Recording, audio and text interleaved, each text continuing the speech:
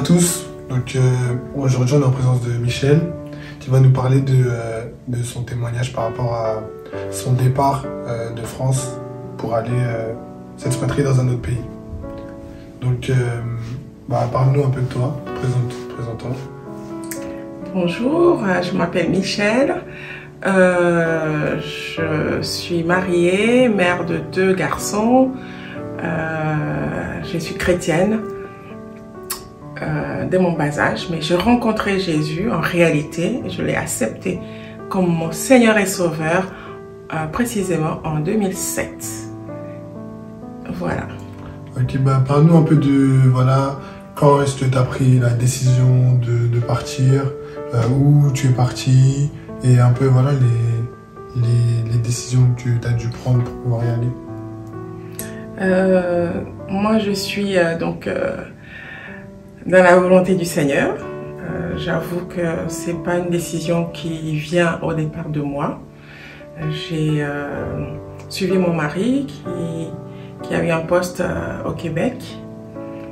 Et étant qu'épouse, je devais suivre. J'avoue que j'étais un peu réticente parce que je me sentais épanouie dans le travail que je faisais ici en France. Et j'avais mes repères, j'avais ma vie, ma stabilité. Et je me suis dit, s'expatrier, c'est vraiment un défi. Mais c'est ce que j'ai fait, j'ai prié. Et puis bon, comme la parole nous dit, il faut obéir et se soumettre dans le bon sens du terme, pas se soumettre pour se faire battre, mais se soumettre à la volonté du Seigneur et à son mari. J'ai suivi.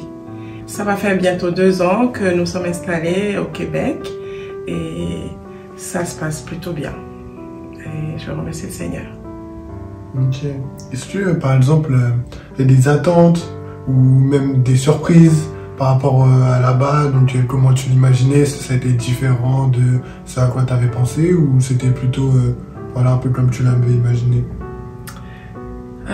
C'était plutôt au départ la surprise par rapport à mes attentes sur le plan spirituel.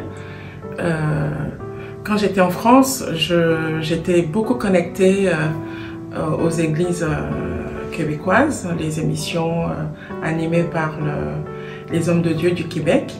Et l'endroit où j'habite, j'étais comme dans un trou. Je ne trouvais pas d'église. J'ai dû prospecter par Google et en cherchant des références que j'avais. Et je me suis donc présentée dans une église. Donc, le pasteur nous a accueillis avec son épouse, mais je ne sentais pas la présence du Saint-Esprit. Donc, après ce culte, je ne suis pas retournée. Et j'ai pris pour habitude de suivre les cultes par Internet. Et le Seigneur s'est manifesté avec puissance à travers le web. Et ce sera le sujet d'un autre témoignage après. Mais je dis merci au Seigneur parce que si j'avais pas, en tout cas, mon ancrage en Christ en France avant de partir, ce serait un peu le chaos. Ouais, c'est ça souvent qui revient par rapport aux chrétiens qui vont s'expatrier ou qui même changent de région tout simplement. C'est est-ce que on peut tenir une aussi forte relation avec Dieu quand on est comme déraciné de notre église locale. Et ouais, je trouve que c'est une bonne manière d'en parler, surtout qu'on ne sait jamais dans quelle ville on va arriver, s'il y aura de quoi aller autour. C'est ça. Mais par rapport à tes enfants, comment ça a été, parce que souvent on sait que les enfants ont des attaches très très fortes, souvent, donc devoir déménager, ça a dû être dur pour eux quand même. Oui et non, ils étaient eux plutôt contents d'explorer d'autres endroits, de connaître, de faire connaissance avec d'autres étudiants, d'autres cultures. J'étais plutôt étonnée de les voir s'épanouir assez rapidement par rapport à moi. Donc, je vais dire que c'est grâce au Seigneur, quoi. Ouais. Ça s'est pas fait naturellement comme ça. Mais notre source est en Jésus-Christ parce que bon, je remercie le Seigneur, ils sont en Jésus, ils savent que tout ce qu'on fait, mais on était très soudés autour de Jésus-Christ en arrivant, c'était la prière, les cultes, les louanges, on faisait tous ensemble et le Seigneur nous a fait grâce de connaître sa volonté. Donc tout ce qu'on a eu à faire, c'est comme si le chemin était déjà tracé. Il nous a rendu les choses faciles. Okay. Ce n'est pas par notre propre force ou intelligence. Donc nous pouvons lui retourner toute la gloire. Et je sais que par exemple, même si on parle français au Québec, il y a quand même dû avoir un choc de culture dans différentes manières. Et est-ce que par exemple, quand vous êtes arrivé là-bas, vous étiez, à part ton mari, tu étais tout seul, ou tu avais quand même de la famille autour de toi, ou tu avais des gens que tu connaissais déjà, tu avais des contacts sur place qui vont peut-être aider à l'adaptation? Oui, mais oui et mais, parce que finalement, les gens sur qui je pouvais compter n'étaient pas aussi présents que je souhaitais. Okay. J'ai dû faire par moi-même, par la grâce du Seigneur. Je fonctionnais par Google. Google pour tout. Google pour savoir où se trouve tel magasin. Et finalement, quand je regarde en arrière, je me dis comment j'ai pu faire pour faire tout ça. Parce que les gens sont là, ils savent que vous venez d'arriver, mais ils ne se proposent pas. Et même j'ai dû demander, oui, on va le faire tel jour, on va le faire tel week-end. Et ça ne se faisait pas. Je prenais le Google et je partais. Et je crois que le Seigneur est merveilleux. Il était là, quoi. Il a fait... Grâce à lui, on est arrivé. Ouais. Okay. Et le choc de culture, on peut en parler. Je devais faire un stage.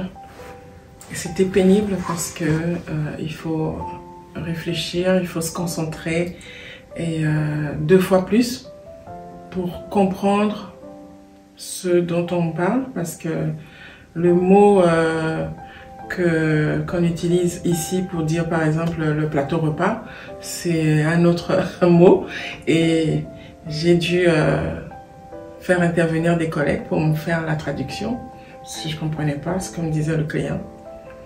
Donc quand on me dit le cabaret de monsieur X va se refroidir, le cabaret, ah oui, c'est le plateau repas, d'accord. Enfin, plein d'exemples comme ça. Et puis, grâce à Dieu, au bout de 3 mois, il faut dire que je suis partie avec un dictionnaire du parler québécois. C'était un cadeau de mes anciens collègues en France. Et ça m'a beaucoup aidé. C'est vraiment des expressions de tous les jours. Et donc, dès que je me pose, je regarde et ça m'a beaucoup aidé.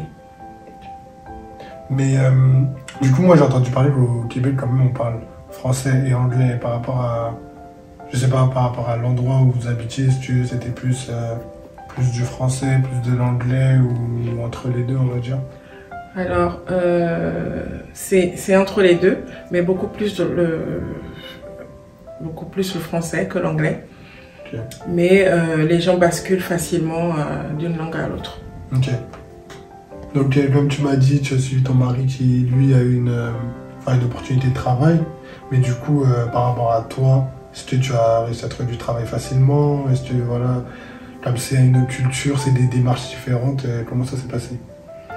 Là aussi, c'est comme si le Seigneur avait déjà tracé toute mon arrivée, mon parcours. Étant infirmière, j'avais juste à être inscrite sur le tableau de l'ordre des infirmiers français pour que ma validation, la validation de mon diplôme soit reconnue par l'ordre des infirmiers québécois, et à la clé un stage de 3 mois. Et le Seigneur a fait que je l'ai fait avec succès, et franchement je me dis c'est grâce au Seigneur, parce que entre la pratique française et la pratique québécoise, il y a vraiment un grand fossé, et très rapidement j'ai vraiment donné ce qu'il faut pour passer les tests, j'avais des formations, j'en avais au moins 25 à raison de 2 à 3 heures et avec des résultats, des tests à passer. Mais le Seigneur m'a boosté quand il m'a dit ça va être comme du strike. J'ai entendu ça une fois, je dis mais je joue pas au bowling là. J'étais toute seule, je dis mais pourquoi le strike? C'était au début du stage, j'étais très angoissée. Je me suis dit est-ce que je vais y arriver? Puis c'est revenu 1, 2, 3 fois du strike. J'ai dit ok d'accord. Et quand j'ai commencé c'était du strike. Et vraiment le Seigneur est merveilleux.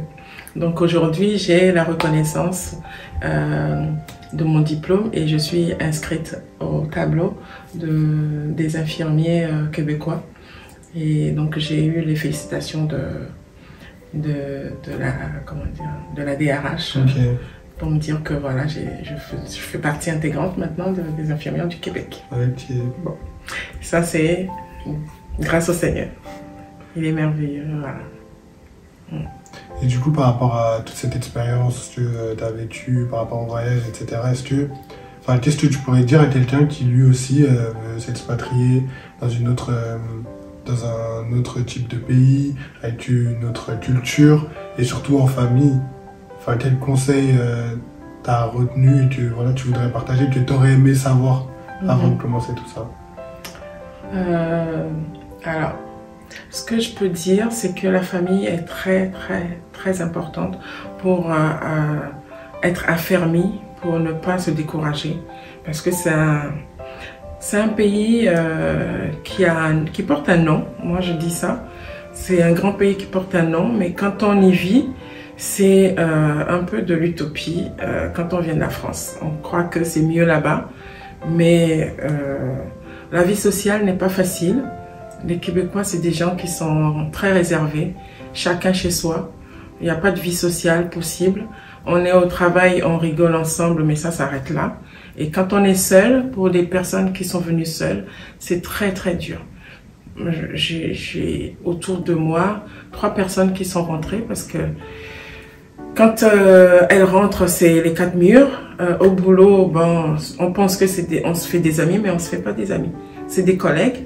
Et puis, il faut savoir, les blagues qui passent en France, qu'on fait, on rigole ensemble, ne passent pas du tout là-bas. Et la moindre chose, on porte plainte parce que ça rentre pas dans leur culture. Tout ce que nous on fait comme blague ici, ça ne passe pas du tout. Ce qui fait que c'est austère, c'est rigide, tout est carré. Et quand on vient de la France, c'est la déprime. Vraiment, quand on n'a pas une famille solide, quand on n'est pas entouré, on ne peut pas y vivre. Et surtout que le climat est très dur. Donc en plein hiver, l'hiver dure déjà des mois et des mois. Quand il n'y a pas de vie sociale, les gens sombrent facilement dans la dépression. Et déjà eux-mêmes, le Québécois est très, très renfermé. On a tendance à dire qu'ils sont dépressifs. Et pour nous, les Latins, qui venons de la France, du Sud et tout ça, c'est quand ils nous voient, ils ne nous comprennent pas. On est tout le temps en train de rigoler, maniérer. C'est pas leur vie, ça. Donc, ce que je pourrais conseiller, c'est de garder un lien très fort avec son entourage, sa famille et surtout ne pas lâcher la main du Seigneur. Et c'est la conclusion parce que le Seigneur pourvoit toujours, même si les gens n'ont pas de famille, il sait créer des fleuves dans les lieux arides et il saura créer une famille pour quelqu'un qui est seul. Donc je te remercie pour ton partage, ton histoire qui va en aider plus d'un, j'en suis sûr. Et du coup c'est la fin de cette vidéo. Je vous invite à liker, partager et vous abonner. Activez la cloche pour être au courant des nouvelles vidéos. À la prochaine.